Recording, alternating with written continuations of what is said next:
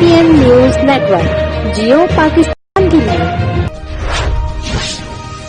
खबर शामिल करेंगे ननकाना साहब से, जहां लीड फोर्स के नौजवान फखर चट्ठा जो दौरान ड्यूटी एक्सीडेंट में शहीद हो गए थे। शहीद की नमाज जनाजा डिस्ट्रिक्ट पुलिस लाइन ननकाना साहब में अदा कर दी गई। हमारे नुमाइंदे मोहम्मद जवेद की रिपोर्ट के मुताबिक DPO ननकाना अस्माए रहमान खाड़क के हमरा जिली पुलिस के अफसरान व जवानों ने शहीद की नमाज जनाजा अदा की। जिली पुलिस के चाको चबंद दस्ते ने शहीद को सलामी पेश की। शहीद होने वाले कांस्टेबल अली टीम शाहकोट में तैनात थे। शहीद कांस्टेबल ने दौरान ड्यूटी पनवा शाहकोट फैसलाबाद रोड पर जामे शहादत नोश की। DPO ननकाना ने इस मौका पर कहा कि शहीद फखर चट्ठा के लाहिकीन के साथ गम में बराबर के शरीक हैं। ये दूरी है एक इरादा दिल की जगह, मंजिल पे पहुंचना जरूरी है।